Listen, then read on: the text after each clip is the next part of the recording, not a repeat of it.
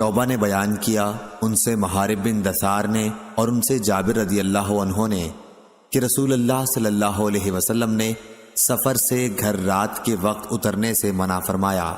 صحیح بخاری حدیث نمبر 1801۔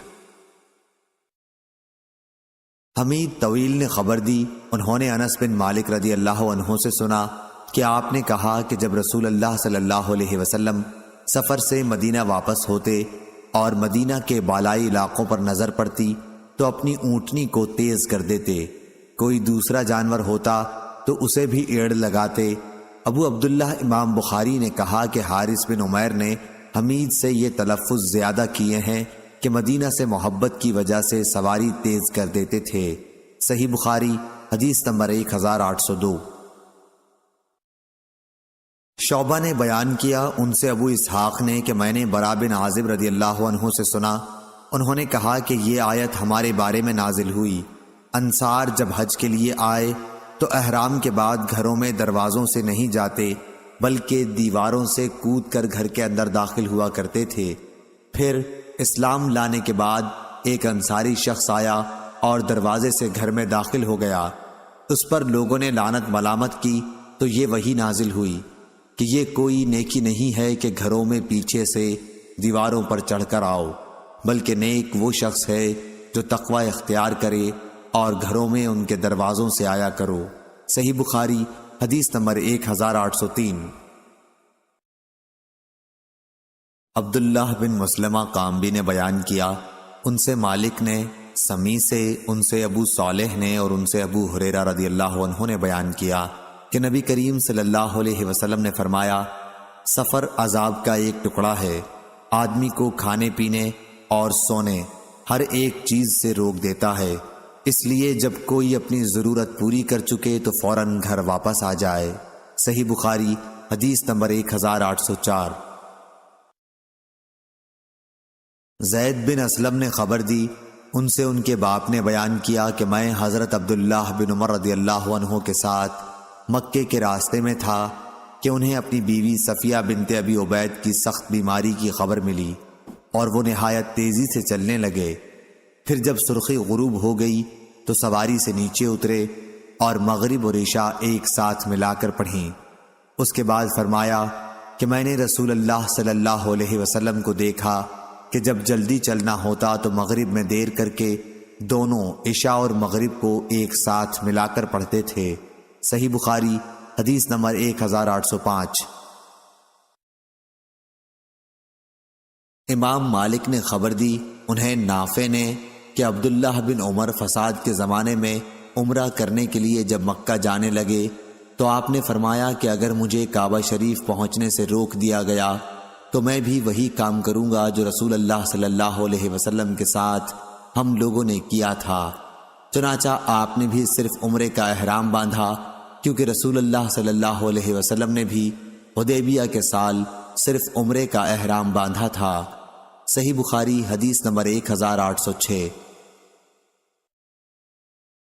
جویریہ نے نافع سے بیان کیا انہیں عبید اللہ بن عبداللہ اور سالم بن عبداللہ نے خبر دی کہ جن دنوں عبداللہ بن زبیر رضی اللہ عنہ پر حجاج کی لشکر کشی ہو رہی تھی تو عبداللہ بن عمر رضی اللہ عنہ سے لوگوں نے کہا کیونکہ آپ مکہ جانا چاہتے تھے کہ اگر آپ اس سال حج نہ کریں تو کوئی نقصان نہیں، کیونکہ ڈر اس کا ہے کہ کہیں آپ کو بیت اللہ پہنچنے سے روک نہ دیا جائے۔ آپ بولے کہ ہم رسول اللہ صلی اللہ علیہ وسلم کے ساتھ گئے تھے اور کفار قریش ہمارے بیت اللہ تک پہنچنے میں حائل ہو گئے تھے۔ پھر نبی کریم صلی اللہ علیہ وسلم نے اپنی قربانی نحر کی اور سر مڈا لیا۔ عبداللہ نے کہا کہ میں تمہیں گواہ بناتا ہوں کہ میں نے بھی انشاءاللہ عمرہ اپنے اوپر واجب قرار دے لیا ہے، میں ضرور جاؤں گا، اور اگر مجھے بیت اللہ تک پہنچنے کا راستہ مل گیا تو طواف کروں گا، لیکن اگر مجھے روک دیا گیا تو میں بھی وہی کام کروں گا جو نبی کریم صلی اللہ علیہ وسلم نے کیا تھا۔ میں اس وقت بھی آپ کے ساتھ موجود تھا، چنانچہ آپ نے ذوالحلیفہ سے عمرے کا احرام باندھا، پھر تھوڑی دور چل کر فرمایا کہ حج اور عمرہ تو ایک ہی ہیں، اب میں بھی تمہیں گواہ بناتا ہوں کہ میں نے عمرے کے ساتھ حج بھی اپنے اوپر واجب قرار دے لیا ہے۔ آپ نے حج اور عمرہ دونوں سے ایک ساتھ فارغ ہو کر ہی 10ویں ذی الحج کو احرام کھولا اور قربانی کی۔ آپ فرماتے تھے کہ جب تک حاجی مکہ پہنچ کر ایک طواف زیارت نہ کر لے پورا احرام نہ کھولنا چاہیے۔ صحیح بخاری حدیث نمبر 1807۔ جویریہ نے بیان کیا ان سے نافع نے کہ عبداللہ کے کسی بیٹے نے ان سے کہا تھا کاش آپ اس سال رک جاتے تو اچھا ہوتا۔ اسی اوپر والے واقعے کی طرف اشارہ ہے۔ صحیح بخاری حدیث نمبر 1808۔ اکرمہ نے بیان کیا کہ ابن عباس رضی اللہ عنہ نے ان سے فرمایا رسول اللہ صلی اللہ علیہ وسلم جب حدیبیہ کے سال مکہ جانے سے روک دیے گئے تو آپ صلی اللہ علیہ وسلم نے حدیبیہ ہی میں اپنا سر منڈایا اور ازواج مطہرات کے پاس گئے اور قربانی کو نحر کیا، پھر آئندہ سال ایک دوسرا عمرہ کیا۔ صحیح بخاری حدیث نمبر 1809۔ سالم نے خبر دی، کہا کہ ابن عمر رضی اللہ عنہ فرمایا کرتے تھے کیا تمہارے لیے رسول اللہ صلی اللہ علیہ وسلم کی سنت کافی نہیں ہے کہ اگر کسی کو حج سے روک دیا جائے تو ہو سکے تو وہ بیت اللہ کا طواف کر لے اور صفا اور مروہ کی سعی، پھر وہ ہر چیز سے حلال ہو جائے جہاں تک کہ وہ دوسرے سال حج کر لے، پھر قربانی کرے، اگر قربانی نہ ملے تو روزہ رکھے۔ صحیح بخاری حدیث نمبر 1810۔ معمر نے خبر دی، انہیں ظاہری نے، انہیں عروہ نے اور انہیں مسعود رضی اللہ عنہ نے کہ رسول اللہ صلی اللہ علیہ وسلم نے صلح حدیبیہ کے موقع پر قربانی سر منڈانے سے پہلے کی تھی اور آپ صلی اللہ علیہ وسلم نے اصحاب کو بھی اس کا حکم دیا تھا۔ صحیح بخاری حدیث نمبر 1811۔ نافع نے بیان کیا کہ عبداللہ اور سالم نے عبداللہ بن عمر رضی اللہ عنہ سے گفتگو کی کہ وہ اس سال مکہ نہ جائیں تو انہوں نے فرمایا کہ ہم رسول اللہ صلی اللہ علیہ وسلم کے ساتھ عمرے کا احرام باندھ کر گئے تھے اور کفار قریش نے ہمیں بیت اللہ سے روک دیا تھا تو رسول اللہ صلی اللہ علیہ وسلم نے اپنی قربانی کو نحر کیا اور سر منڈایا۔ صحیح بخاری حدیث نمبر 1812۔ نافع نے بیان کیا کہ فتنہ کے زمانے میں جب عبداللہ بن عمر رضی اللہ عنہ مکے کے ارادے سے چلے تو فرمایا کہ اگر مجھے بیت اللہ تک پہنچنے سے روک دیا گیا تو میں بھی وہی کام کروں گا جو حدیبیہ کے سال میں نے رسول کریم صلی اللہ علیہ وسلم کے ساتھ کیا تھا۔ آپ نے عمرے کا احرام باندھا کیونکہ رسول اللہ صلی اللہ علیہ وسلم نے بھی حدیبیہ کے سال عمرے ہی کا احرام باندھا تھا۔ پھر آپ نے کچھ غور کر کے فرمایا کہ عمرہ اور حج تو ایک ہی ہے۔ اس کے بعد اپنے ساتھیوں سے بھی یہی فرمایا کہ یہ دونوں تو ایک ہی ہیں، میں تمہیں گواہ بناتا ہوں کہ عمرے کے ساتھ اب حج بھی اپنے لیے میں نے واجب قرار دے لیا ہے۔ پھر مکہ پہنچ کر آپ نے دونوں کے لیے ایک ہی طواف کیا۔ آپ کا خیال تھا کہ یہ کافی ہے اور آپ قربانی کا جانور بھی اپنے ساتھ لے گئے تھے۔ صحیح بخاری حدیث نمبر 1813۔ امام مالک نے خبر دی، انہیں حمید بن قیس نے، انہیں مجاہد نے، انہیں عبد الرحمن بن ابی لیلہ نے اور انہیں کعب بن عجرہ رضی اللہ عنہ نے کہ رسول کریم صلی اللہ علیہ وسلم نے ان سے فرمایا غالباً جوؤں سے تم کو تکلیف ہے۔ انہوں نے کہا جی ہاں یا رسول اللہ صلی اللہ علیہ وسلم۔ آپ صلی اللہ علیہ وسلم نے فرمایا کہ پھر اپنا سر منڈا لے اور 3 دن کے روزے رکھ لے یا 6 مسکینوں کو کھانا کھلا دے یا ایک بکری ذبح کر۔ صحیح بخاری حدیث نمبر 1814۔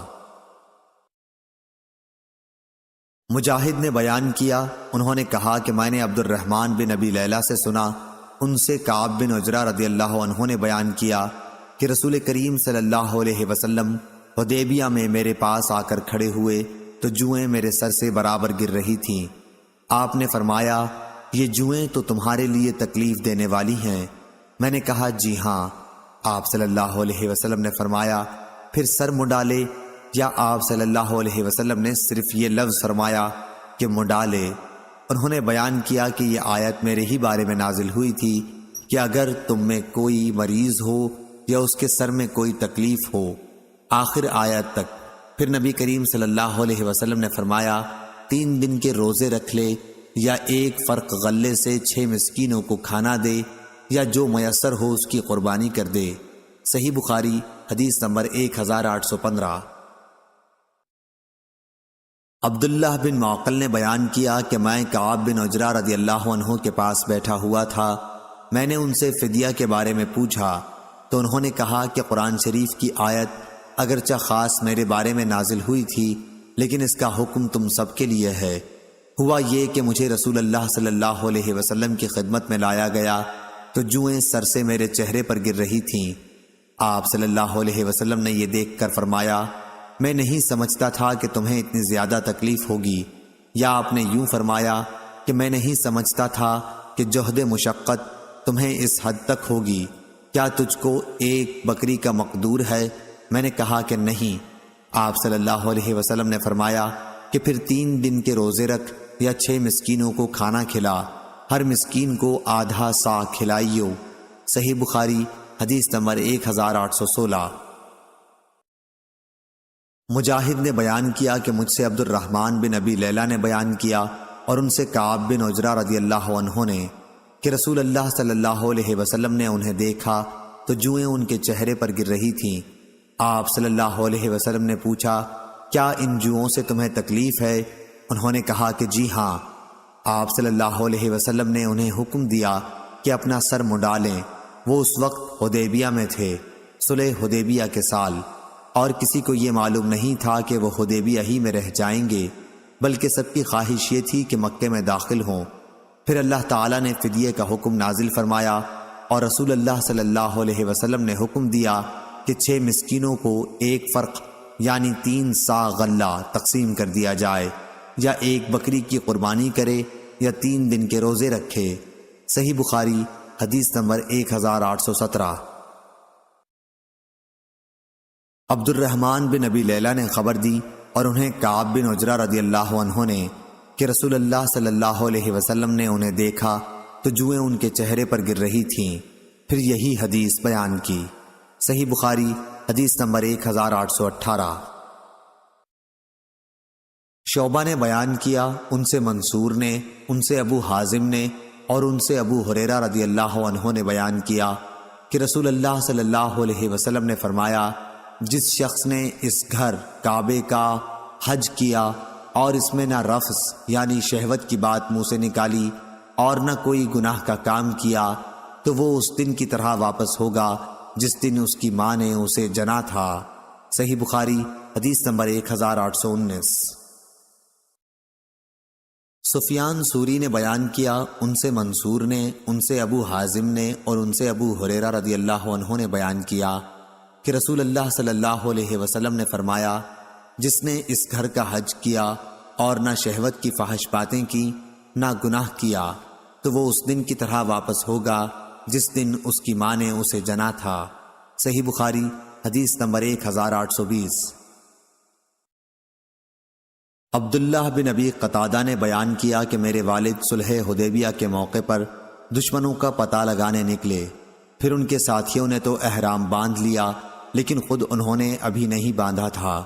اصل میں نبی کریم صلی اللہ علیہ وسلم کو کسی نے یہ اطلاع دی تھی کہ مقام غیقہ میں دشمن آپ کی طاق میں ہے، اس لیے نبی صلی اللہ علیہ وسلم نے ابو قتادہ اور چند صحابہ رضی اللہ عنہم کو ان کی تلاش میں روانہ کیا۔ میرے والد ابو قتادہ اپنے ساتھیوں کے ساتھ تھے کہ یہ لوگ ایک دوسرے کو دیکھ کر ہنسنے لگے۔ میرے والد نے بیان کیا کہ میں نے جو نظر اٹھائی تو دیکھا کہ ایک جنگلی گدھا سامنے ہے۔ میں اس پر جھپٹا اور نیزے سے اسے ٹھنڈا کر دیا۔ میں نے اپنے ساتھیوں کی مدد چاہی تھی لیکن انہوں نے انکار کر دیا تھا۔ پھر ہم نے گوشت کھایا۔ اب ہمیں یہ ڈر ہوا کہ کہیں رسول اللہ صلی اللہ علیہ وسلم سے دور نہ رہ جائیں، چنانچہ میں نے آپ صلی اللہ علیہ وسلم کو تلاش کرنا شروع کر دیا، کبھی اپنے گھوڑے کو تیز کر دیتا اور کبھی آہستہ۔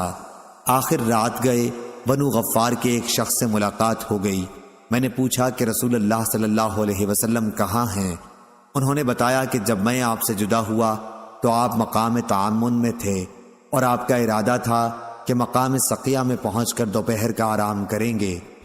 غرض میں حضرت صلی اللہ علیہ وسلم کی خدمت میں حاضر ہو گیا اور میں نے عرض کی، یا رسول اللہ، آپ کے اصحاب آپ پر سلام اور اللہ کی رحمت بھیجتے ہیں صلی اللہ علیہ وسلم۔ انہیں یہ ڈر ہے کہ کہیں وہ بہت پیچھے نہ رہ جائیں، اس لیے آپ ٹھہر کر ان کا انتظار کریں۔ پھر میں نے کہا، یا رسول اللہ، میں نے ایک جنگلی گدھا شکار کیا تھا اور اس کا کچھ بچا ہوا گوشت اب بھی میرے پاس موجود ہے۔ آپ صلی اللہ علیہ وسلم نے لوگوں سے کھانے کے لیے فرمایا، حالانکہ وہ سب احرام باندھے ہوئے تھے۔ صحیح بخاری حدیث نمبر 1821۔ علی بن مبارک نے بیان کیا، ان سے یحییٰ بن ابی کثیر نے، ان سے عبداللہ بن ابی قتادہ نے کہ ان سے ان کے باپ نے بیان کیا، انہوں نے کہا کہ ہم صلح حدیبیہ کے موقع پر نبی کریم صلی اللہ علیہ وسلم کے ساتھ چلے۔ ان کے ساتھیوں نے تو احرام باندھ لیا تھا، لیکن ان کا بیان تھا کہ میں نے احرام نہیں باندھا تھا۔ ہمیں غیقہ میں دشمن کے موجود ہونے کی اطلاع ملی، اس لیے ہم ان کی تلاش میں نبی کریم صلی اللہ علیہ وسلم کے حکم کے مطابق نکلے۔ پھر میرے ساتھیوں نے گور خر دیکھا اور ایک دوسرے کو دیکھ کر ہنسنے لگے۔ میں نے جو نظر اٹھائی تو اسے دیکھ لیا، گھوڑے پر سوار ہو کر اس پر جھپٹا اور اسے زخمی کر کے ٹھنڈا کر دیا۔ میں نے اپنے ساتھیوں سے کچھ امداد چاہی، لیکن انہوں نے انکار کر دیا۔ پھر ہم سب نے اسے کھایا اور اس کے بعد میں رسول اللہ صلی اللہ علیہ وسلم کی خدمت میں حاضر ہوا۔ پہلے ہمیں ڈر ہوا کہ کہیں ہم حضور صلی اللہ علیہ وسلم سے دور نہ رہ جائیں، اس لیے میں کبھی اپنا گھوڑا تیز کر دیتا اور کبھی آہستہ۔ آخر میری ملاقات ایک بنی غفار کے آدمی سے آدھی رات میں ہوئی۔ میں نے پوچھا کہ رسول اللہ صلی اللہ علیہ وسلم کہاں ہیں؟ انہوں نے بتایا، میں آپ سے طاحون نامی جگہ میں الگ ہوا تھا اور آپ کا ارادہ یہ تھا کہ دوپہر کو مقام سقیہ میں آرام کریں گے۔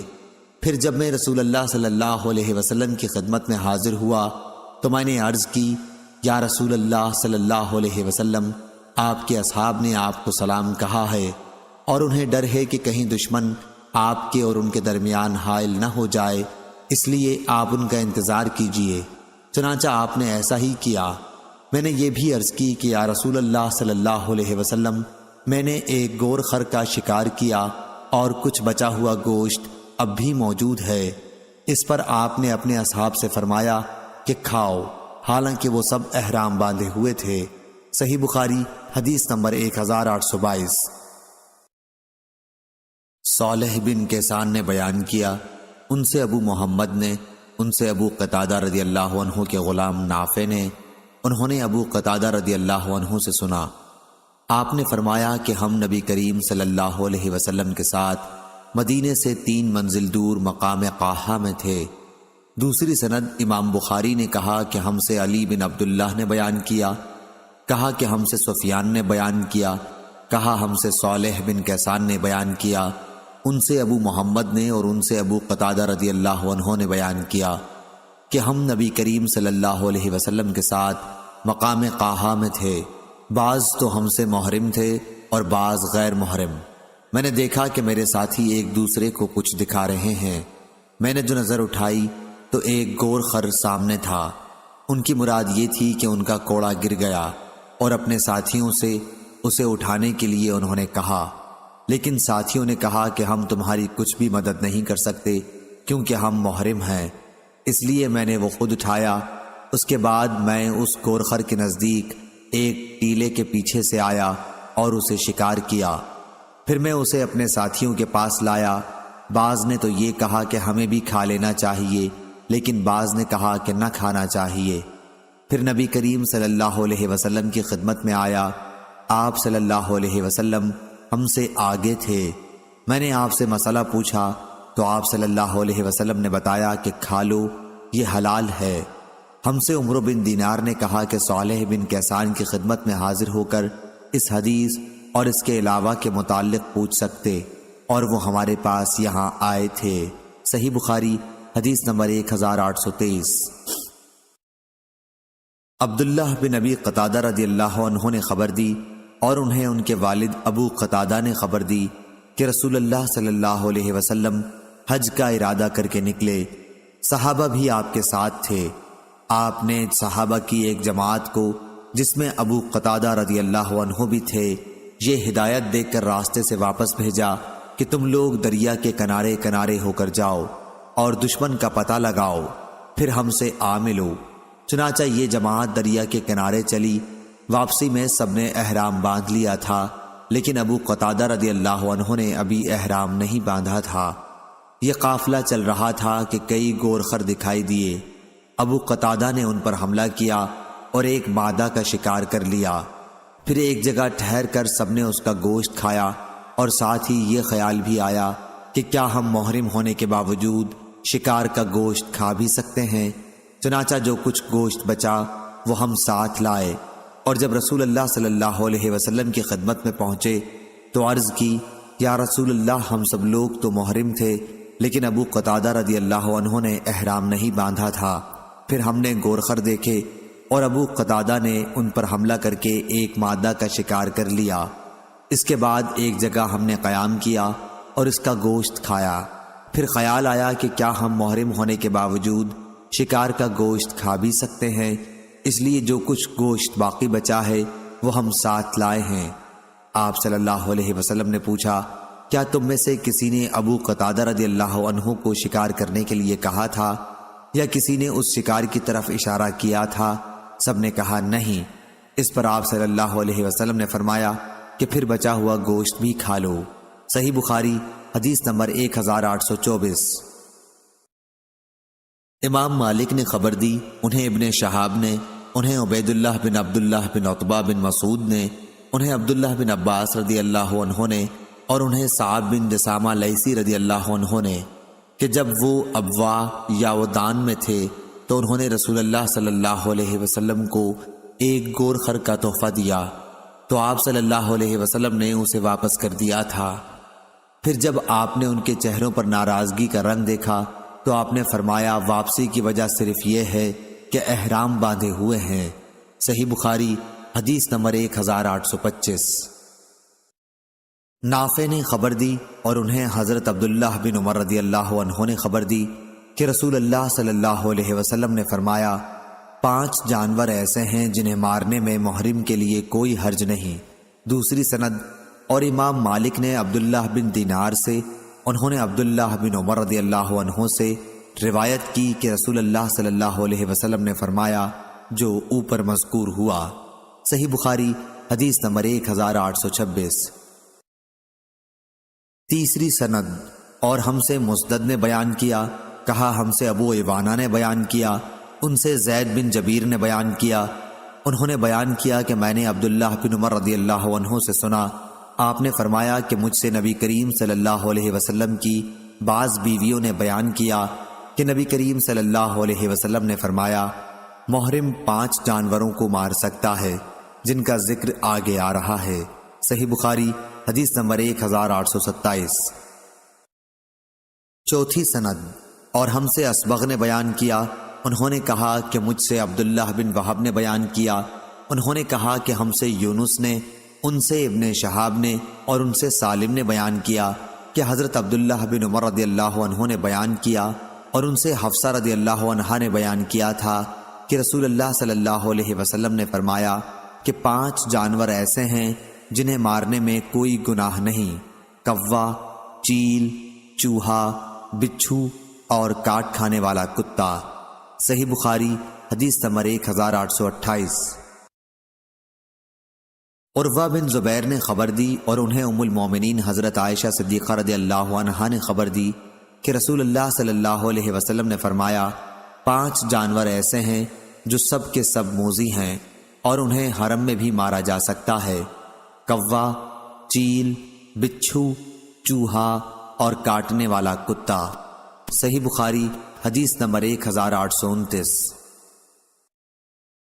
ابراہیم نے اسود سے بیان کیا اور ان سے عبداللہ رضی اللہ عنہ نے بیان کیا کہ ہم نبی کریم صلی اللہ علیہ وسلم کے ساتھ منا کے غار میں تھے کہ آپ صلی اللہ علیہ وسلم پر سورہ والمرسلات نازل ہونی شروع ہوئی، پھر آپ صلی اللہ علیہ وسلم اس کی تلاوت کرنے لگے اور میں آپ کی زبان سے اسے سیکھنے لگا۔ ابھی آپ نے تلاوت ختم بھی نہیں کی تھی کہ ہم پر ایک سانپ گرا۔ نبی کریم صلی اللہ علیہ وسلم نے فرمایا کہ اسے مار ڈالو۔ چنانچہ ہم اس کی طرف لپکے لیکن وہ بھاگ گیا۔ اس پر آن حضرت صلی اللہ علیہ وسلم نے فرمایا کہ جس طرح تم اس کے شر سے بچ گئے وہ بھی تمہارے شر سے بچ کر چلا گیا۔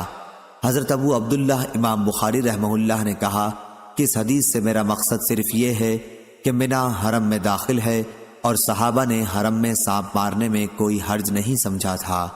صحیح بخاری حدیث نمبر 1830۔ امام مالک نے بیان کیا، ان سے ابن شہاب نے، ان سے عروہ بن زبیر نے، اور ان سے نبی کریم صلی اللہ علیہ وسلم کی زوجہ مطہرہ حضرت عائشہ رضی اللہ عنہا نے کہ رسول اللہ صلی اللہ علیہ وسلم نے چھپکلی کو موذی کہا تھا، لیکن میں نے آپ صلی اللہ علیہ وسلم سے یہ نہیں سنا کہ آپ صلی اللہ علیہ وسلم نے اسے مارنے کا بھی حکم دیا تھا۔ صحیح بخاری حدیث نمبر 1831۔ لیث بن سعید نے بیان کیا، ان سے سعید بن ابی سعید مقبری نے، ان سے ابو شریح ادوی رضی اللہ عنہ نے کہ جب عمرو بن سعید مکہ پر لشکر کشی کر رہا تھا تو انہوں نے کہا، امیر اجازت دے تو میں ایک ایسی حدیث سناؤں جو رسول اللہ صلی اللہ علیہ وسلم نے فتح مکہ کے دوسرے دن ارشاد فرمائی تھی۔ اس حدیث مبارک کو میرے ان کانوں نے سنا اور میرے دل نے پوری طرح اسے یاد کر لیا تھا، اور جب آپ صلی اللہ علیہ وسلم ارشاد فرما رہے تھے تو میری آنکھیں آپ صلی اللہ علیہ وسلم کو دیکھ رہی تھیں۔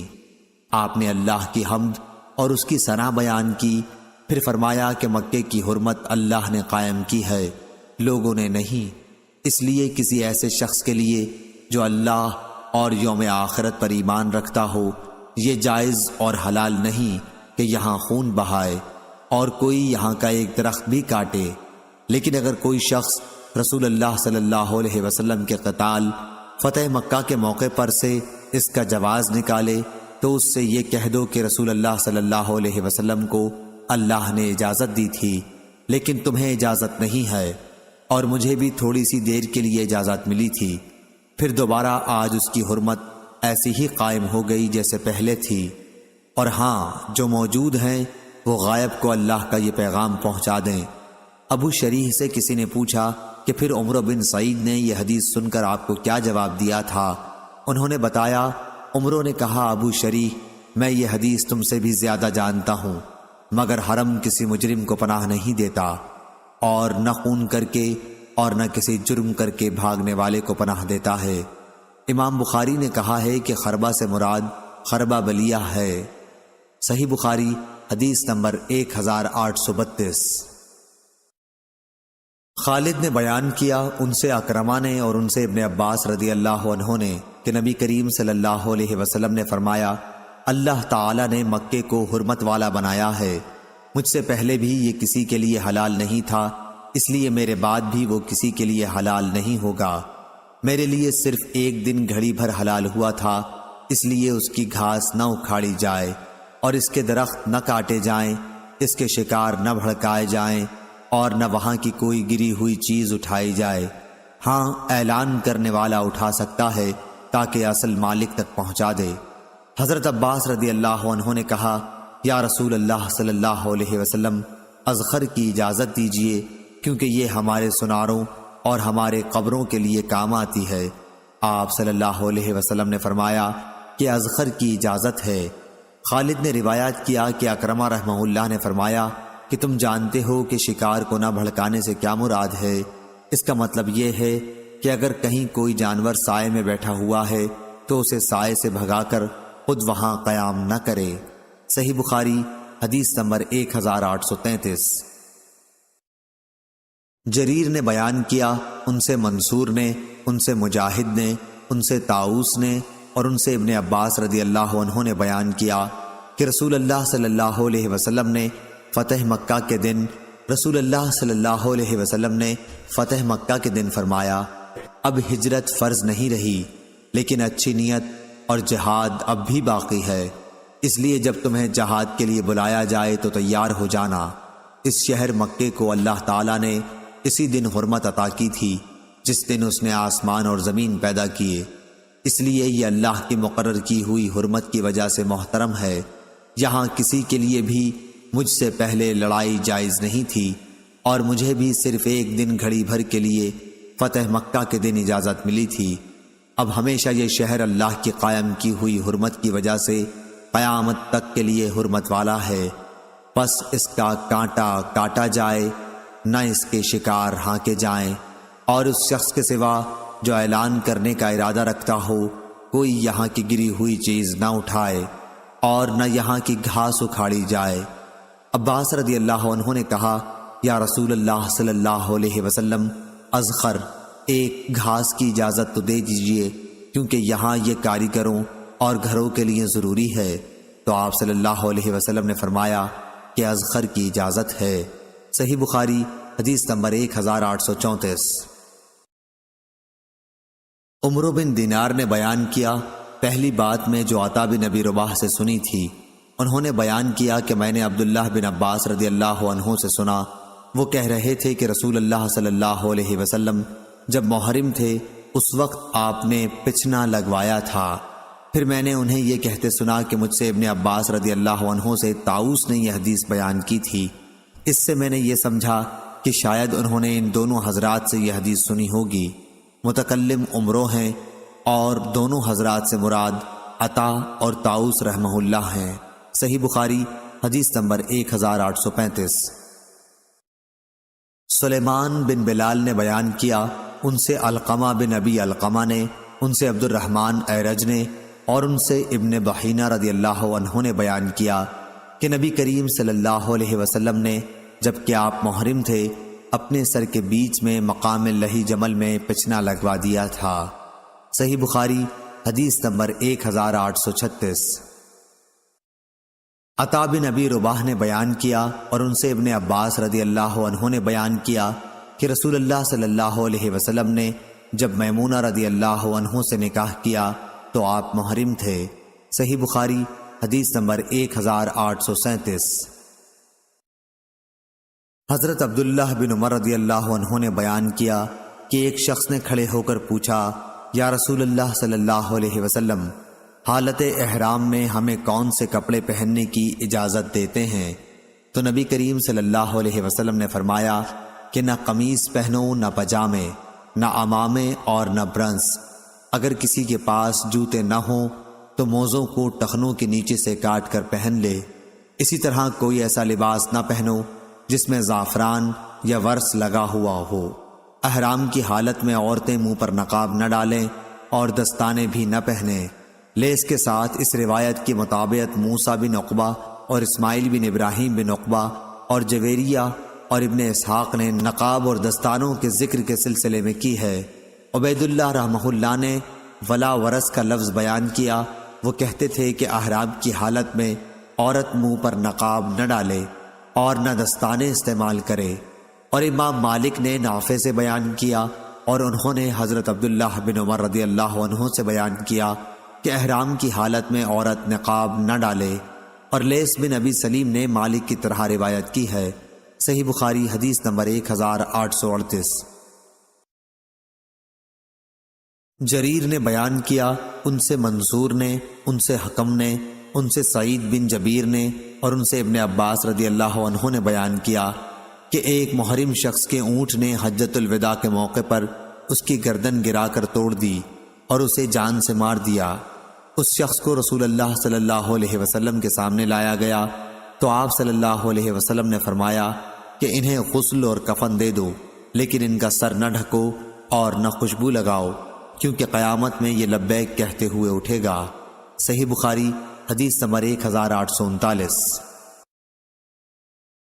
امام مالک نے خبر دی، انہیں زید بن اسلم نے، انہیں ابراہیم بن عبداللہ بن حنین نے، انہیں ان کے والد نے کہ عبداللہ بن عباس اور مسعور بن مخرمہ رضی اللہ عنہم کا مقام ابوا میں ایک مسئلے پر اختلاف ہوا۔ عبداللہ بن عباس رضی اللہ عنہ نے مجھے ابو ایوب انصاری رضی اللہ عنہ کے یہاں مسئلہ پوچھنے کے لیے بھیجا۔ میں جب ان کی خدمت میں پہنچا تو وہ کنویں کی 2 لکڑیوں کے بیچ میں غسل کر رہے تھے، ایک کپڑے سے انہوں نے پردہ کر رکھا تھا۔ میں نے پہنچ کر سلام کیا تو انہوں نے دریافت فرمایا کہ کون ہو؟ میں نے عرض کی کہ میں عبداللہ بن حنین ہوں، آپ کی خدمت میں مجھے عبداللہ بن عباس رضی اللہ عنہ نے بھیجا ہے یہ دریافت کرنے کے لیے کہ احرام کی حالت میں رسول صلی اللہ علیہ وسلم سر مبارک کس طرح دھوتے تھے۔ یہ کہہ کر انہوں نے کپڑے پر جس سے پردہ تھا ہاتھ رکھ کر اسے نیچے کیا۔ اب آپ کا سر دکھائی دے رہا تھا۔ جو شخص ان کے بدن پر پانی ڈال رہا تھا اس سے انہوں نے پانی ڈالنے کے لیے کہا۔ اس نے ان کے سر پر پانی ڈالا، پھر انہوں نے اپنے سر کو دونوں ہاتھوں سے ہلایا اور دونوں ہاتھ آگے لے گئے اور پھر پیچھے لائے۔ فرمایا کہ میں نے رسول اللہ صلی اللہ علیہ وسلم کو احرام کی حالت میں اسی طرح کرتے دیکھا تھا۔ صحیح بخاری حدیث نمبر 1840۔ عمرو بن دینار نے خبر دی، انہوں نے جابر بن زید سے سنا، انہوں نے حضرت عبداللہ بن عباس رضی اللہ عنہ سے سنا۔ آپ نے کہا کہ میں نے رسول کریم صلی اللہ علیہ وسلم کو عرفات میں خطبہ دیتے سنا تھا کہ جس کے پاس احرام میں جوتے نہ ہوں وہ موزے پہن لے، اور جس کے پاس تہبند نہ ہو وہ پجامہ پہن لے۔ صحیح بخاری حدیث نمبر 1841۔ ابن شہاب نے بیان کیا، ان سے سالم نے اور ان سے حضرت عبداللہ بن عمر رضی اللہ عنہ نے بیان کیا کہ رسول کریم صلی اللہ علیہ وسلم سے پوچھا گیا کہ محرم کون سے کپڑے پہن سکتا ہے؟ آپ صلی اللہ علیہ وسلم نے فرمایا کہ قمیص، عمامہ، پاجامہ اور برنس، کنٹوپ یا باران کوٹ نہ پہنے، اور نہ کوئی ایسا کپڑا پہنے جس میں زعفران یا ورس لگی ہو، اور اگر جوتیاں نہ ہوں تو موزے پہن لے، البتہ اس طرح کاٹ لے کہ ٹخنوں سے نیچے ہو جائیں۔ صحیح بخاری حدیث نمبر 1842۔ عمرو بن دینار نے بیان کیا، ان سے جابر بن زید نے اور ان سے ابن عباس رضی اللہ عنہ نے بیان کیا کہ نبی کریم صلی اللہ علیہ وسلم نے ہم کو میدان عرفات میں وعظ سنایا۔ اس میں آپ صلی اللہ علیہ وسلم نے فرمایا کہ اگر کسی کو احرام کے لیے تہبند نہ ملے تو وہ پاجامہ پہن لے، اور اگر کسی کو جوتے نہ ملیں تو وہ موزے پہن لے۔ صحیح بخاری حدیث نمبر 1843۔ عبید اللہ بن موصلی نے بیان کیا، انہوں نے کہا کہ ہم سے اسرائیل نے، انہوں نے کہا کہ ہم سے ابو اسحاق نے بیان کیا، اور ان سے برا رضی اللہ عنہ نے بیان کیا کہ نبی کریم صلی اللہ علیہ وسلم نے ذی قعدہ میں عمرہ کیا تو مکے والوں نے آپ کو مکے میں داخل ہونے سے روک دیا۔ پھر ان سے اس شرط پر صلح ہوئی کہ ہتھیار نیام میں ڈال کر مکے میں داخل ہوں گے۔ صحیح بخاری حدیث نمبر 1844۔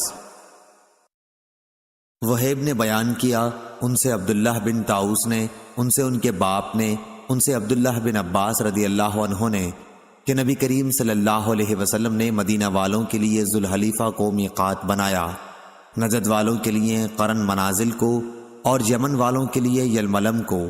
یہ میقات ان ملکوں کے باشندوں کے لیے ہے اور دوسرے ان تمام ملکوں کے لیے بھی جو ان ملکوں سے ہو کر مکہ آئیں اور حج اور عمرے کا بھی ارادہ رکھتے ہوں، لیکن جو لوگ ان حدود کے اندر ہوں تو ان کی میقات وہی جگہ ہے جہاں سے وہ اپنا سفر شروع کریں، یہاں تک کہ مکہ والوں کی میقات مکہ ہی ہے۔ صحیح بخاری حدیث نمبر 1845۔ امام مالک نے خبر دی، انہیں ابن شہاب زہری نے اور انہیں انس بن مالک رضی اللہ عنہ نے آ کر خبر دی کہ فتح مکہ کے دن رسول کریم صلی اللہ علیہ وسلم جب مکہ میں داخل ہوئے تو آپ کے سر پر خود تھا۔ جس وقت آپ صلی اللہ علیہ وسلم نے اتارا تو ایک شخص نے خبر دی کہ ابن قتل کعبہ کے پردوں سے لٹک رہا ہے۔ آپ صلی اللہ علیہ وسلم نے فرمایا کہ اسے قتل کر دو۔ صحیح بخاری حدیث نمبر 1846۔ صفوان بن یعلی نے بیان کیا، ان سے ان کے والد نے کہ میں رسول اللہ صلی اللہ علیہ وسلم کے ساتھ تھا کہ آپ کی خدمت میں ایک شخص جو جبہ پہنے ہوئے تھا حاضر ہوا اور اس پر زردی یا اسی طرح کی کسی خوشبو کا نشان تھا۔ عمر رضی اللہ عنہ مجھ سے کہا کرتے تھے، کیا تم چاہتے ہو کہ جب آن حضرت صلی اللہ علیہ وسلم پر وحی نازل ہونے لگے تو تم آن حضرت صلی اللہ علیہ وسلم کو دیکھ سکو؟ اس وقت آپ پر وحی نازل ہوئی، پھر وہ حالت جاتی رہی، پھر آپ نے فرمایا کہ جس طرح اپنے حج میں کرتے ہو اسی طرح عمرے میں بھی کرو۔ صحیح بخاری حدیث نمبر 1847۔ ایک شخص نے دوسرے شخص کے ہاتھ میں دانت سے کاٹا تھا، دوسرے نے جو اپنا ہاتھ کھینچا تو اس کا دانت اکھڑ گیا۔ نبی کریم صلی اللہ علیہ وسلم نے اس کا کوئی بدلہ نہیں دلوایا۔ صحیح بخاری حدیث نمبر 1848۔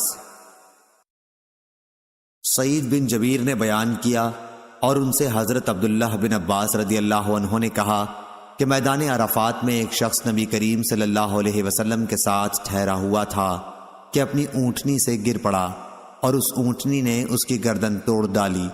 نبی کریم صلی اللہ علیہ وسلم نے فرمایا کہ پانی اور بیری کے پتوں سے اسے غسل دو اور احرام ہی کے 2 کپڑوں کا کفن دو، لیکن خوشبو نہ لگانا، نہ اس کا سر چھپانا، کیونکہ اللہ تعالیٰ قیامت میں اسے لبیک کہتے اٹھائے گا۔ صحیح بخاری حدیث نمبر 1849۔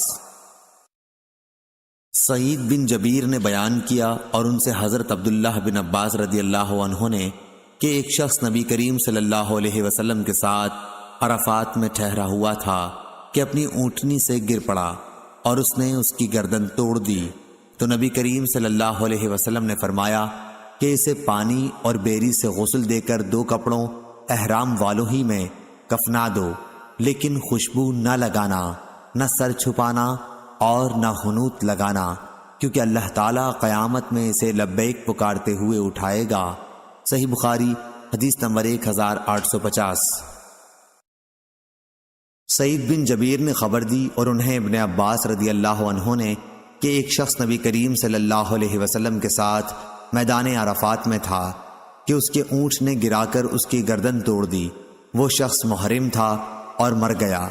نبی کریم صلی اللہ علیہ وسلم نے یہ ہدایت دی کہ اسے پانی اور بیری کا غسل اور احرام کے 2 کپڑوں کا کفن دیا جائے، البتہ اس کو خوشبو نہ لگاؤ، نہ اس کا سر چھپاؤ، کیونکہ قیامت کے دن وہ لبیک کہتا ہوا اٹھے گا۔ صحیح بخاری حدیث نمبر 1851۔ ابو ایوانہ وضاح یشکری نے بیان کیا، ان سے ابو بشر جعفر بن عیاس نے، ان سے سعید بن جبیر نے اور ان سے ابن عباس رضی اللہ عنہ نے کہ قبیلہ جہینہ کی ایک عورت نبی کریم صلی اللہ علیہ وسلم کی خدمت میں حاضر ہوئی اور کہا میری والدہ نے حج کی منت مانی تھی لیکن وہ حج نہ کر سکیں اور ان کا انتقال ہو گیا، تو کیا میں ان کی طرف سے حج کر سکتی ہوں؟ حضرت صلی اللہ علیہ وسلم نے فرمایا کہ ہاں، ان کی طرف سے تو حج کر۔ کیا تمہاری ماں پر قرض ہوتا تو تم اسے ادا نہ کرتی؟ اللہ تعالیٰ کا قرضہ تو اس کا سب سے زیادہ مستحق ہے کہ اسے پورا کیا جائے، پس اللہ تعالیٰ کا قرض ادا کرنا بہت ضروری ہے۔ صحیح بخاری حدیث نمبر 1852۔ ابو عاصم نے ابن جریر سے بیان کیا، انہوں نے کہا ان سے ابن شہاب نے، ان سے سلیمان بن یسار نے، ان سے عبداللہ بن عباس رضی اللہ عنہ نے اور ان سے فضل بن عباس رضی اللہ عنہ نے۔ دوسری سند سے امام بخاری نے کہا ہم سے موسیٰ بن اسماعیل نے بیان کیا، کہا کہ ہم سے عبدالعزیز بن ابی سلمہ نے بیان کیا، کہا ہم سے ابن شہاب ظاہری نے بیان کیا، ان سے سلیمان بن یسار نے اور ان سے ابن عباس رضی اللہ عنہ نے کہ حجۃ الوداع کے موقع پر قبیلہ خشم کی ایک عورت آئی اور عرض کی یا رسول اللہ صلی اللہ علیہ وسلم، اللہ تعالیٰ کی طرف سے فریضہ حج جو اس کے بندوں پر ہے، اس نے میرے بوڑھے باپ کو بھی پا لیا ہے کہ وہ سواری پر بھی بیٹھ سکیں، تو کیا میں ان کی طرف سے حج کر لوں تو ان کا حج ادا ہو جائے گا؟ آپ صلی اللہ علیہ وسلم نے فرمایا کہ ہاں۔ صحیح بخاری حدیث نمبر 1853 1854۔ عبداللہ بن عباس رضی اللہ عنہ نے بیان کیا کہ فضل بن عباس رضی اللہ عنہ رسول اللہ صلی اللہ علیہ وسلم کی سواری پر پیچھے بیٹھے ہوئے تھے، اتنے میں قبیلہ خشم کی ایک عورت آئی، فضل رضی اللہ عنہ اس کو دیکھنے لگے اور وہ فضل رضی اللہ عنہ کو دیکھنے لگی، اس لیے نبی کریم صلی اللہ علیہ وسلم فضل کا چہرہ دوسری طرف پھیرنے لگے۔ اس عورت نے کہا اللہ کے فریضہ حج نے میرے بوڑھے والد کو اس حالت میں پا لیا ہے کہ وہ سواری پر بیٹھ بھی نہیں سکتے، تو کیا میں ان کی طرف سے حج کر سکتی ہوں؟ آپ صلی اللہ علیہ وسلم نے فرمایا کہ ہاں، یہ حجۃ الوداع کا واقعہ ہے۔ صحیح بخاری حدیث نمبر 1855۔ حماد بن زید نے بیان کیا، ان سے عبید اللہ بن ابی یزید رضی اللہ عنہ نے بیان کیا کہ میں نے ابن عباس رضی اللہ عنہ سے سنا، آپ نے فرمایا کہ نبی کریم صلی اللہ علیہ وسلم نے مجھے مزدلفہ کی رات منا میں سامان کے ساتھ آگے بھیج دیا تھا۔ صحیح بخاری حدیث نمبر 1856۔ شہاب ظاہری نے بیان کیا، ان سے ان کے چچا نے، انہیں عبید اللہ بن عبداللہ بن عتبہ نے، ان سے ابن عباس رضی اللہ عنہ نے کہا، میں اپنی ایک گدھی پر سوار ہو کر مینا میں آیا، اس وقت میں جوانی کے قریب تھا۔ رسول اللہ صلی اللہ علیہ وسلم مینا میں کھڑے نماز پڑھا رہے تھے۔ میں پہلی صف کے ایک حصے کے آگے سے ہو کر گزرا، پھر سواری سے نیچے اتر آیا اور اسے چرنے کے لیے چھوڑ دیا۔ پھر رسول اللہ صلی اللہ علیہ وسلم کے پیچھے لوگوں کے ساتھ صف میں شریک ہو گیا۔ یونس نے ابن شہاب کے واسطے سے بیان کیا کہ یہ حجۃ الوداع کے موقع پر مینا کا واقعہ ہے۔ صحیح بخاری حدیث نمبر 1857۔ حاتم بن اسماعیل نے بیان کیا، ان سے محمد بن یوسف نے اور ان سے سائب بن یزید رضی اللہ عنہ نے کہ مجھے رسول اللہ صلی اللہ علیہ وسلم کے ساتھ حج کرایا گیا تھا، میں اس وقت 7 سال کا تھا۔ صحیح بخاری حدیث نمبر 1858۔ قاسم بن مالک نے خبر دی، انہیں جعید بن عبد الرحمن نے، انہوں نے کہا کہ میں نے عمر بن عبدالعزیز رحمہ اللہ سے سنا، وہ سائب بن یزید رضی اللہ عنہ سے کہہ رہے تھے، سائب رضی اللہ عنہ کو نبی صلی اللہ علیہ وسلم کے سامان کے ساتھ یعنی بال بچوں میں حج کرایا گیا تھا۔ صحیح بخاری حدیث نمبر 1859۔ احمد بن محمد نے کہا کہ ان سے ابراہیم بن سعد نے بیان کیا، ان سے ان کے والد نے، ان سے ان کے دادا ابراہیم بن عبد الرحمن بن عوف رضی اللہ عنہ نے کہ حضرت عمر رضی اللہ عنہ نے اپنے آخری حج کے موقع پر نبی کریم صلی اللہ علیہ وسلم کی بیویوں کے حج کی اجازت دی تھی اور ان کے ساتھ عثمان بن عفان اور عبد الرحمن بن عوف رضی اللہ عنہ کو بھیجا تھا۔ صحیح بخاری حدیث نمبر 1860۔ عائشہ بنت طلحہ نے بیان کیا اور ان سے ام المومنین عائشہ رضی اللہ عنہا نے بیان کیا کہ میں نے پوچھا، یا رسول اللہ صلی اللہ علیہ وسلم، ہم بھی کیوں نہ آپ صلی اللہ علیہ وسلم کے ساتھ جہاد اور غزووں میں جایا کریں؟ آپ صلی اللہ علیہ وسلم نے فرمایا، تم لوگوں کے لیے سب سے عمدہ اور سب سے مناسب جہاد حج ہے، وہ حج جو مقبول ہو۔ حضرت عائشہ رضی اللہ عنہا کہتی تھیں کہ جب سے میں نے رسول اللہ صلی اللہ علیہ وسلم کا یہ ارشاد سن لیا ہے، حج کو میں کبھی چھوڑنے والی نہیں ہوں۔ صحیح بخاری حدیث نمبر 1861۔ عمر بن دینار نے بیان کیا، ان سے ابن عباس رضی اللہ عنہ کے غلام ابو معبد نے اور ان سے ابن عباس رضی اللہ عنہ نے کہ نبی کریم صلی اللہ علیہ وسلم نے فرمایا کہ کوئی عورت اپنے محرم رشتہ دار کے بغیر سفر نہ کرے اور کوئی شخص کسی عورت کے پاس اس وقت تک نہ جائے جب تک وہاں ذی رحم محرم موجود نہ ہو۔ ایک شخص نے پوچھا، یا رسول اللہ صلی اللہ علیہ وسلم، میں تو فلاں لشکر میں جہاد کے لیے نکلنا چاہتا ہوں، لیکن میری بیوی کا ارادہ حج کا ہے۔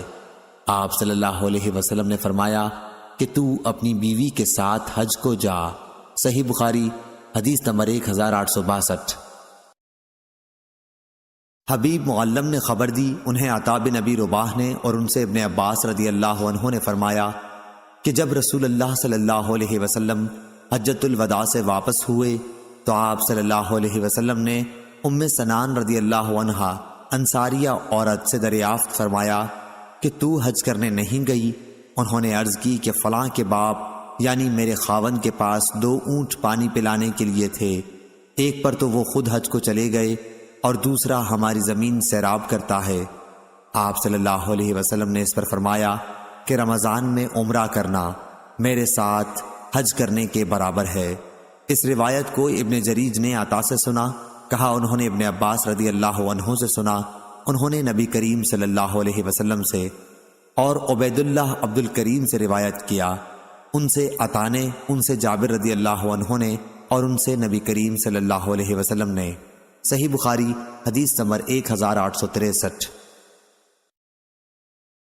سلیمان بن حرب نے بیان کیا، کہا کہ ہم سے شعبہ نے، ان سے عبد الملک بن عمیر نے، ان سے زیاد کے غلام قضا نے، انہوں نے بیان کیا کہ میں نے ابو سعید خدری رضی اللہ عنہ سے سنا، جنہوں نے نبی کریم صلی اللہ علیہ وسلم کے ساتھ 12 جہاد کیے تھے۔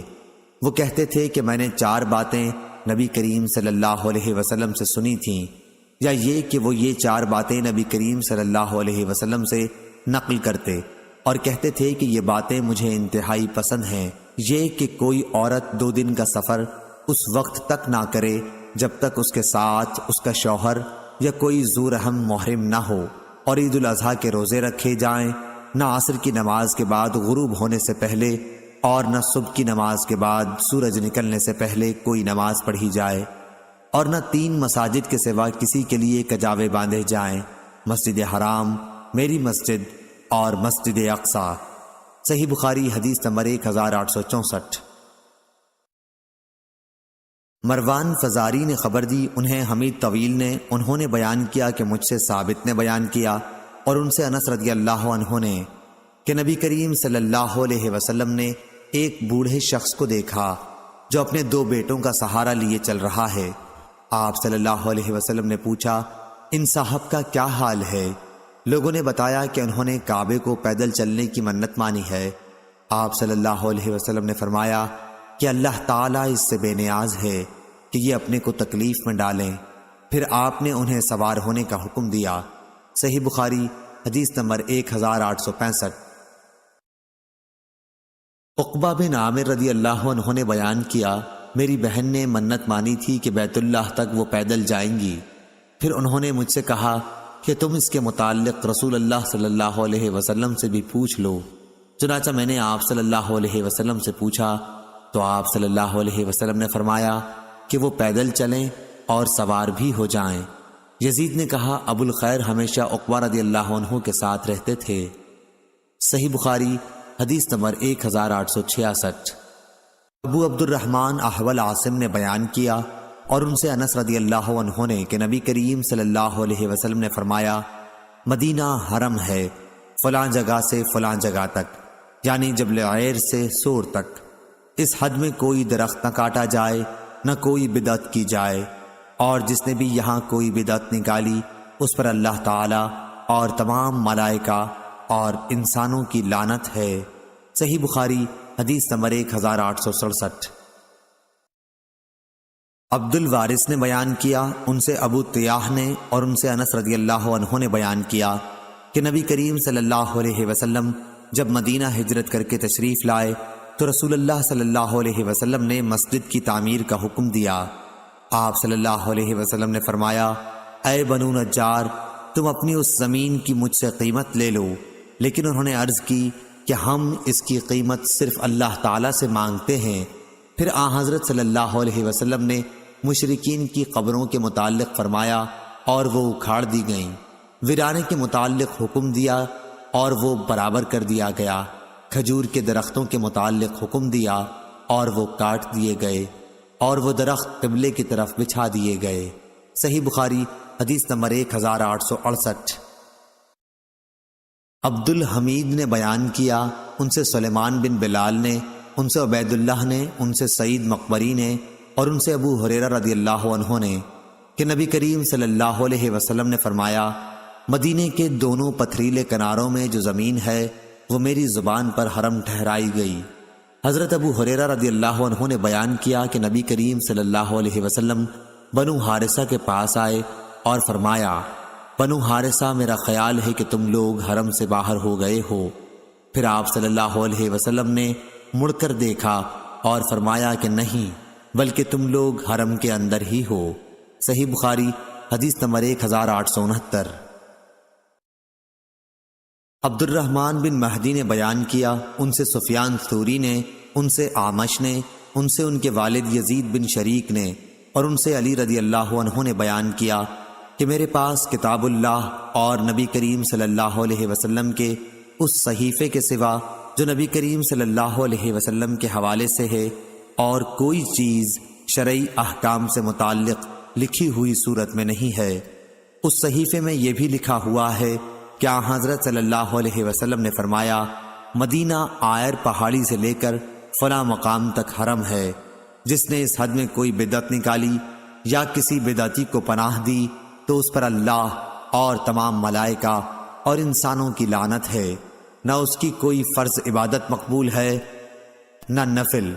اور آپ صلی اللہ علیہ وسلم نے فرمایا کہ تمام مسلمانوں میں سے کسی کا بھی عہد کافی ہے، اس لیے اگر کسی مسلمان کی دی ہوئی امان میں دوسرے مسلمان نے بدعہدی کی تو اس پر اللہ اور تمام ملائکہ اور انسانوں کی لعنت ہے، نہ اس کی کوئی فرض عبادت مقبول ہے نہ نفل، اور جو کوئی اپنے مالک کو چھوڑ کر اس کی اجازت کے بغیر کسی دوسرے کو مالک بنائے اس پر اللہ اور تمام ملائکہ اور انسانوں کی لعنت ہے، نہ اس کی فرض عبادت مقبول ہے نہ نفل۔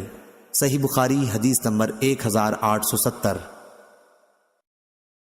یحییٰ بن سعید نے بیان کیا کہ میں نے ابو الحباب سعید بن یسار سے سنا، انہوں نے کہا کہ میں نے ابو ہریرہ رضی اللہ عنہ سے سنا، انہوں نے بیان کیا کہ آن حضرت صلی اللہ علیہ وسلم نے فرمایا کہ مجھے ایک ایسے شہر میں ہجرت کا حکم ہوا ہے جو دوسرے شہروں کو کھا لے گا، یعنی سب کا سردار بنے گا۔ منافقین اسے یثرب کہتے ہیں لیکن اس کا نام مدینہ ہے۔ وہ برے لوگوں کو اس طرح باہر کر دیتا ہے جس طرح بھٹی لوہے کے زنگ کو نکال دیتی ہے۔ صحیح بخاری حدیث نمبر 1871۔ عمرو بن یحییٰ نے بیان کیا، ان سے عباس بن سہل بن سعد نے اور ان سے ابو حمید سعدی رضی اللہ عنہ نے یہ بیان کیا کہ ہم غزوہ تبوک سے نبی کریم صلی اللہ علیہ وسلم کے ساتھ واپس ہوتے ہوئے جب مدینے کے قریب پہنچے تو آپ صلی اللہ علیہ وسلم نے فرمایا کہ یہ طابہ آ گیا۔ صحیح بخاری حدیث نمبر 1872۔ امام مالک نے خبر دی، انہیں ابن شہاب ظاہری نے، انہیں سعید بن مسیب نے کہ ابو ہریرہ رضی اللہ عنہ فرمایا کرتے تھے اگر میں مدینہ میں ہرن چرتے ہوئے دیکھوں تو انہیں کبھی نہ چھیڑوں، کیونکہ رسول اللہ صلی اللہ علیہ وسلم نے فرمایا تھا کہ مدینہ کی زمین دونوں پتھریلے میدانوں کے بیچ میں حرم ہے۔ صحیح بخاری حدیث نمبر 1873۔ سعید بن مسیب نے خبر دی، ان سے ابو ہریرہ رضی اللہ عنہ نے کہا کہ میں نے رسول اللہ صلی اللہ علیہ وسلم سے سنا، آپ صلی اللہ علیہ وسلم نے فرمایا کہ تم لوگ مدینہ کو بہتر حالت میں چھوڑ جاؤ گے، پھر وہ ایسا اجاڑ ہو جائے گا کہ پھر وہاں وحشی جانور، درند اور پرند بسنے لگیں گے، اور آخر میں مدینہ کے 2 چرواہے مدینہ آئیں گے تاکہ اپنی بکریوں کو ہانک لے جائیں، لیکن وہاں انہیں صرف وحشی جانور نظر آئیں گے۔ آخر سنیت الوداع تک جب پہنچیں گے تو اپنے منہ کے بل گر پڑیں گے۔ صحیح بخاری حدیث نمبر 1874۔ امام مالک نے خبر دی، انہیں ہشام بن عروہ نے، انہیں ان کے والد عروہ بن زبیر نے خبر دی، انہیں عبداللہ بن زبیر رضی اللہ عنہ نے اور ان سے سفیان بن ابی زہیر رضی اللہ عنہ نے بیان کیا کہ میں نے رسول اللہ صلی اللہ علیہ وسلم سے سنا کہ آپ نے فرمایا کہ یمن فتح ہوگا تو کچھ لوگ اپنی سواریوں کو دوڑاتے ہوئے لائیں گے اور اپنے گھر والوں کو اور ان کو جو ان کی بات مان جائیں گے سوار کر کے مدینہ سے واپس یمن کو لے جائیں گے۔ کاش انہیں معلوم ہوتا کہ مدینہ ہی ان کے لیے بہتر تھا۔ اور عراق فتح ہوگا تو کچھ لوگ اپنی سواریوں کو تیز دوڑاتے ہوئے لائیں گے اور اپنے گھر والوں کو اور جو ان کی بات مانیں گے اپنے ساتھ عراق واپس لے جائیں گے۔ کاش انہیں معلوم ہوتا کہ مدینہ ہی ان کے لیے بہتر تھا۔ صحیح بخاری حدیث نمبر 1875۔ عبید اللہ عمری نے بیان کیا، انہوں نے کہا کہ ہم سے خبیب بن عبد الرحمن نے، ان سے حفص بن عاصم نے اور ان سے حضرت ابو ہریرہ رضی اللہ عنہ نے بیان کیا کہ رسول اللہ صلی اللہ علیہ وسلم نے فرمایا قیامت کے قریب ایمان مدینے میں اس طرح سے مٹائے گا جیسے سانپ سمٹ کر اپنے بل میں آ جایا کرتا ہے۔ صحیح بخاری حدیث نمبر 1876۔ فضل بن موسیٰ نے خبر دی، انہیں جعید بن عبد الرحمن نے اور ان سے عائشہ رضی اللہ عنہا نے فرمایا کہ میں نے سعد بن ابی وقاص رضی اللہ عنہ سے سنا تھا، انہوں نے بیان کیا کہ میں نے نبی کریم صلی اللہ علیہ وسلم سے سنا تھا کہ آن حضرت صلی اللہ علیہ وسلم نے فرمایا تھا کہ اہل مدینہ کے ساتھ جو شخص بھی فریب کرے گا وہ اس طرح گھل جائے گا جیسے نمک پانی میں گھل جایا کرتا ہے۔ صحیح بخاری حدیث نمبر 1877۔ عروہ نے خبر دی اور انہوں نے اسامہ بن زید رضی اللہ عنہ سے سنا کہ نبی کریم صلی اللہ علیہ وسلم مدینے کے محلات میں سے ایک محل یعنی اونچے مکان پر چڑھے، پھر فرمایا کہ جو کچھ میں دیکھ رہا ہوں کیا تمہیں بھی نظر آ رہا ہے؟ میں بوندوں کے گرنے کی جگہ کی طرح تمہارے گھروں میں فتنوں کے نازل ہونے کی جگہوں کو دیکھ رہا ہوں۔ اس روایت کی مطابقت معمر اور سلیمان بن کثیر نے زہری کے واسطے سے کی ہے۔ صحیح بخاری حدیث نمبر 1878۔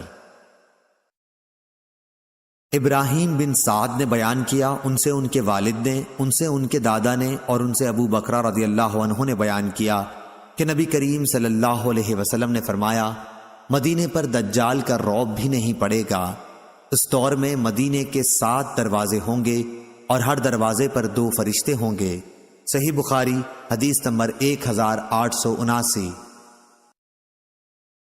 نعیم بن عبداللہ المجمر نے بیان کیا اور ان سے حضرت ابو ہریرہ رضی اللہ عنہ نے بیان کیا کہ رسول اللہ صلی اللہ علیہ وسلم نے فرمایا، مدینے کے راستوں پر فرشتے ہیں، نہ اس میں طاعون آ سکتا ہے نہ دجال۔ صحیح بخاری حدیث نمبر 1880۔ اسحاق نے بیان کیا، ان سے انس بن مالک رضی اللہ عنہ نے بیان کیا کہ رسول کریم صلی اللہ علیہ وسلم نے فرمایا، کوئی ایسا شہر نہیں ملے گا جسے دجال پامال نہ کرے گا سوائے مکہ اور مدینہ کے۔ ان کے ہر راستے پر صف بستہ فرشتے کھڑے ہوں گے جو ان کی حفاظت کریں گے۔ پھر مدینے کی زمین 3 مرتبہ کانپے گی، جس سے ایک ایک کافر اور منافق کو اللہ تعالیٰ اس میں سے باہر کر دے گا۔ صحیح بخاری حدیث نمبر 1881۔ ابو سعید خدری رضی اللہ عنہ نے بیان کیا کہ ہم سے رسول اللہ صلی اللہ علیہ وسلم نے دجال کے متعلق ایک لمبی حدیث بیان کی۔ آپ صلی اللہ علیہ وسلم نے اپنی حدیث میں یہ بھی فرمایا تھا کہ دجال مدینہ کی ایک کھاری شور زمین تک پہنچے گا، اس پر مدینے میں داخلہ تو حرام ہوگا، مدینہ سے اس دن ایک شخص اس کی طرف نکل کر بڑھے گا، یہ لوگوں میں ایک بہترین نیک مرد ہوگا، یا یہ فرمایا کہ بزرگ ترین لوگوں میں سے ہوگا۔ وہ شخص کہے گا کہ میں گواہی دیتا ہوں کہ تو وہی دجال ہے جس کے متعلق ہمیں رسول اللہ صلی اللہ علیہ وسلم نے اطلاع دی تھی۔ دجال کہے گا، کیا میں اسے قتل کر کے پھر زندہ کر ڈالوں تو تم لوگوں کو میرے معاملے میں کوئی شبہ رہ جائے گا؟ اس کے حواری کہیں گے نہیں۔ چنانچہ دجال انہیں قتل کر کے پھر زندہ کر دے گا۔ جب دجال انہیں زندہ کر دے گا تو وہ بندہ کہے گا، واللہ اب تو مجھ کو پورا حال معلوم ہو گیا کہ تو ہی دجال ہے۔ دجال کہے گا، لاؤ اسے پھر قتل کر دوں، لیکن اس مرتبہ وہ قابو نہ پا سکے گا۔ صحیح بخاری حدیث نمبر 1882۔ سفیان نے بیان کیا، ان سے محمد بن منقدر نے اور ان سے جابر رضی اللہ عنہ نے کہ ایک اعرابی نے نبی کریم صلی اللہ علیہ وسلم کی خدمت میں حاضر ہو کر اسلام پر بیعت کی۔ دوسرے دن آیا تو اسے بخار چڑھا ہوا تھا، کہنے لگا کہ میری بیعت توڑ دیجئے۔ 3 بار اس نے یہی کہا۔ آپ صلی اللہ علیہ وسلم نے انکار کیا، پھر فرمایا کہ مدینہ کی مثال بھٹی کی سی ہے کہ میل کچیل کو دور کر کے خالص جوہر کو نکھار دیتی ہے۔ صحیح بخاری حدیث نمبر 1883۔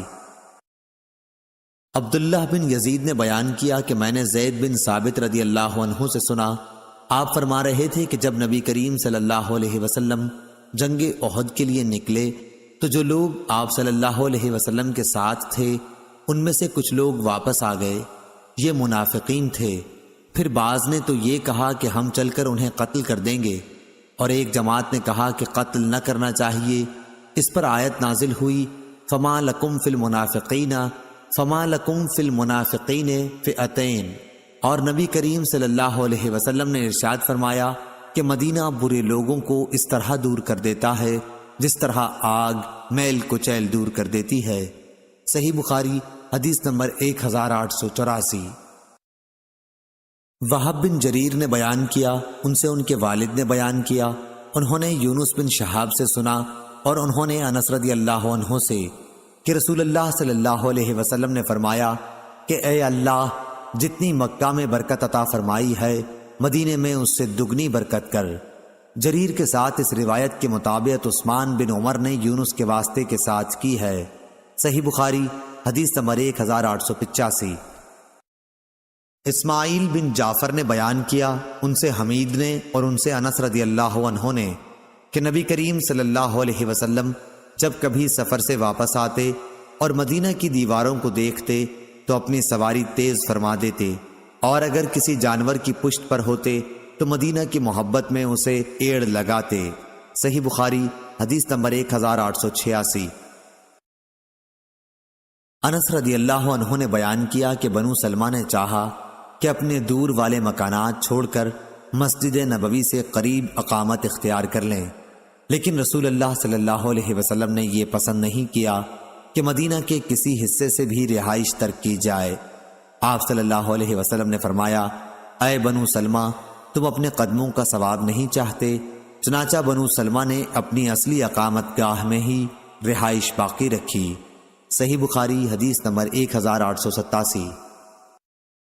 خبیب بن عبد الرحمن نے بیان کیا، ان سے حفص بن عاصم نے اور ان سے ابو ہریرہ رضی اللہ عنہ نے کہ نبی کریم صلی اللہ علیہ وسلم نے فرمایا، میرے گھر میرے ممبر کے درمیان جنت کے باغوں میں سے ایک باغ ہے، اور میرا ممبر قیامت کے دن میرے حوض کوثر پر ہوگا۔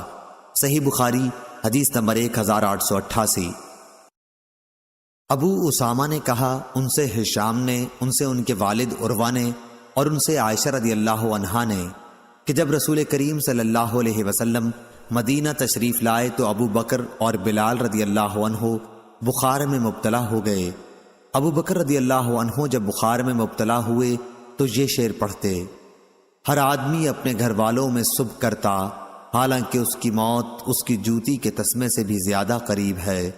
اور بلال رضی اللہ عنہ کا جب بخار اترتا تو آپ بلند آواز سے یہ اشعار پڑھتے، کاش میں ایک رات مکے کی وادی میں گزار سکتا، اور میرے چاروں طرف اذخر اور جلیل گھاس ہوتی، کاش ایک دن میں مہنا کے پانی پر پہنچتا، اور کاش میں شامہ اور طفیل پہاڑوں کو دیکھ سکتا۔ کہا کہ اے میرے اللہ، شیبہ بن ربیعہ، عتبہ بن ربیعہ اور امیہ بن خلف مردودوں پر لعنت کر، انہوں نے ہمیں اپنے وطن سے اس وبا کی زمین میں نکالا ہے۔ رسول اللہ صلی اللہ علیہ وسلم نے یہ سن کر فرمایا، اے اللہ، ہمارے دلوں میں مدینہ کی محبت اسی طرح پیدا کر دے جس طرح مکہ کی محبت ہے، بلکہ اس سے بھی زیادہ۔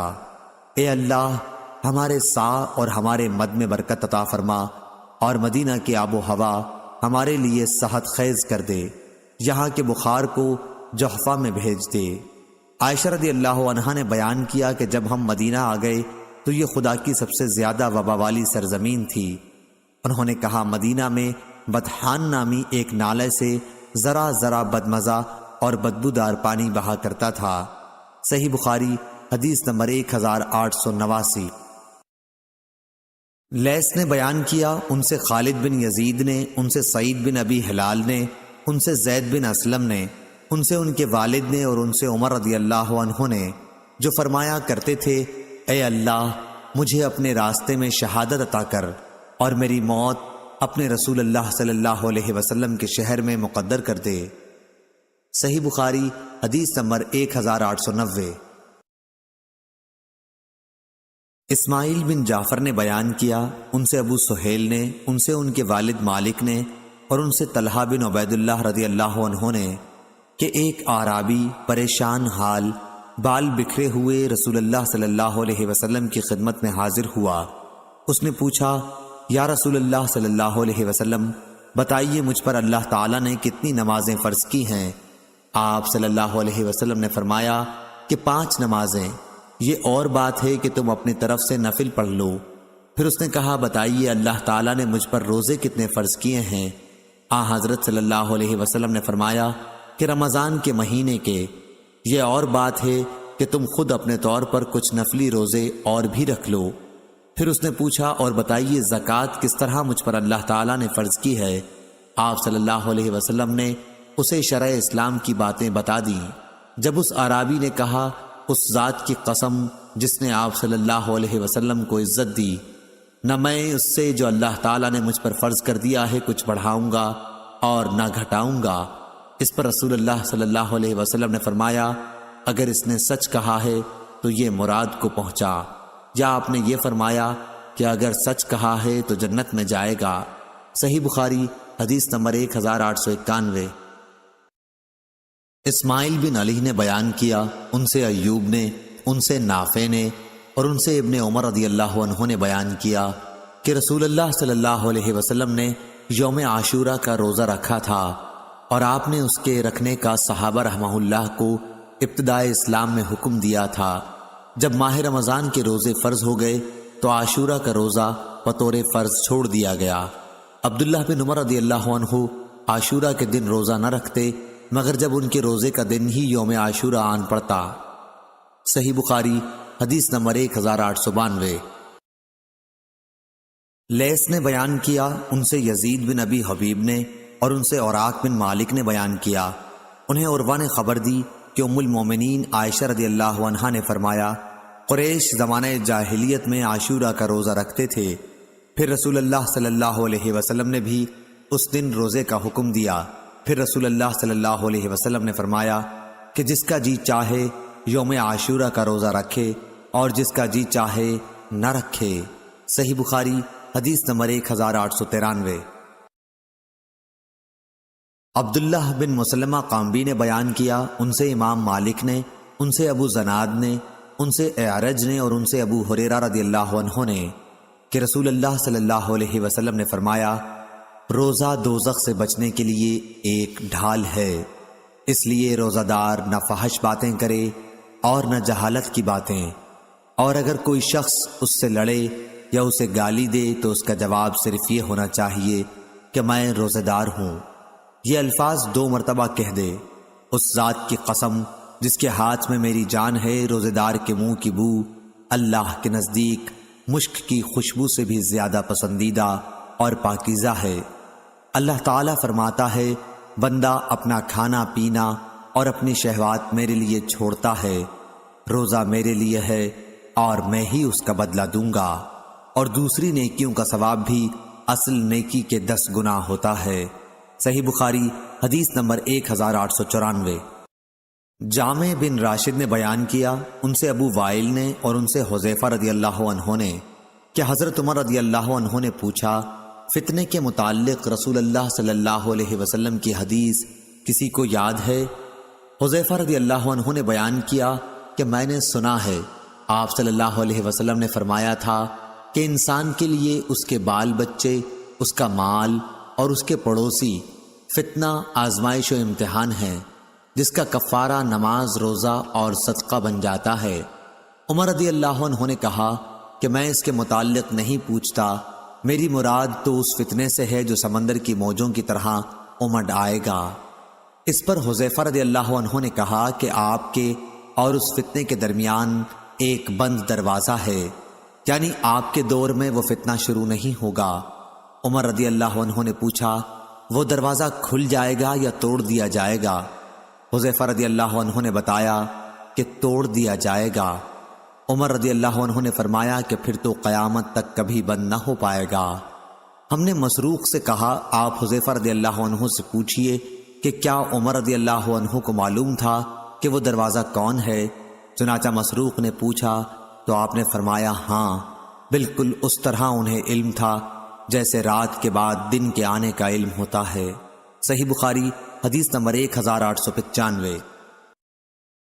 ابو حازم سلمہ بن دینار نے بیان کیا اور ان سے سہل بن سعدی رضی اللہ عنہ نے کہ رسول کریم صلی اللہ علیہ وسلم نے فرمایا، جنت کا ایک دروازہ ہے جسے ریان کہتے ہیں، قیامت کے دن اس دروازے سے صرف روزے دار ہی جنت میں داخل ہوں گے، ان کے سوا اور کوئی اس میں سے نہیں داخل ہوگا۔ پکارا جائے گا کہ روزے دار کہاں ہیں؟ وہ کھڑے ہو جائیں گے، ان کے سوا اس سے اور کوئی نہیں اندر جانے پائے گا، اور جب یہ لوگ اندر چلے جائیں گے تو یہ دروازہ بند کر دیا جائے گا، پھر اس سے کوئی اندر نہ جا سکے گا۔ صحیح بخاری حدیث نمبر 1896۔ حمید بن عبد الرحمن نے بیان کیا اور ان سے ابو ہریرہ رضی اللہ عنہ نے بیان کیا کہ رسول اللہ صلی اللہ علیہ وسلم نے فرمایا، جو اللہ کے راستے میں 2 چیزیں خرچ کرے گا اسے فرشتے جنت کے دروازوں سے بلائیں گے کہ اے اللہ کے بندے، یہ دروازہ اچھا ہے۔ پھر جو شخص نمازی ہوگا اسے نماز کے دروازے سے بلایا جائے گا، جو مجاہد ہوگا اسے جہاد کے دروازے سے بلایا جائے گا، جو روزے دار ہوگا اسے باب ریان سے بلایا جائے گا، اور جو زکوٰۃ ادا کرنے والا ہوگا اسے زکوٰۃ کے دروازے سے بلایا جائے گا۔ اس پر ابو بکر رضی اللہ عنہ نے پوچھا، میرے ماں باپ آپ صلی اللہ علیہ وسلم پر فدا ہوں۔ یا رسول اللہ صلی اللہ علیہ وسلم، جو لوگ ان دروازوں میں سے کسی ایک دروازے سے بلائے جائیں گے مجھے ان سے بحث نہیں۔ آپ یہ فرمائیں کہ کیا کوئی ایسا بھی ہوگا جسے ان سب دروازوں سے بلایا جائے گا؟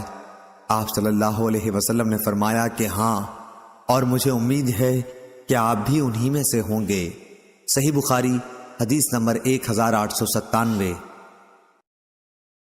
اسماعیل بن جعفر نے بیان کیا، ان سے ابو سہل نافع بن مالک نے، ان سے ان کے والد نے، ان سے ابو ہریرہ رضی اللہ عنہ نے کہ رسول اللہ صلی اللہ علیہ وسلم نے فرمایا، جب رمضان آتا ہے تو جنت کے دروازے کھول دیے جاتے ہیں۔ صحیح بخاری حدیث نمبر 1898۔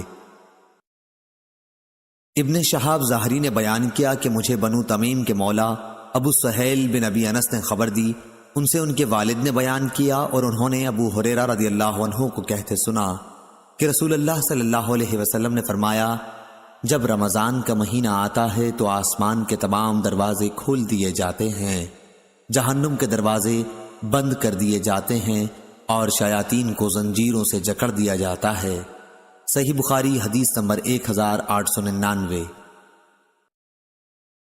سالم نے خبر دی کہ ابن عمر رضی اللہ عنہ نے کہا، میں نے رسول کریم صلی اللہ علیہ وسلم سے سنا، آپ صلی اللہ علیہ وسلم نے فرمایا کہ جب رمضان کا چاند دیکھو تو روزہ شروع کر دو، اور جب شوال کا چاند دیکھو تو روزہ افطار کر دو، اور اگر ابر ہو تو اندازے سے کام کرو، یعنی 30 روزے پورے کر لو۔ اور بعض نے لیث سے بیان کیا کہ مجھ سے عقیل اور یونس نے بیان کیا کہ رمضان کا چاند مراد ہے۔ صحیح بخاری حدیث نمبر 1900۔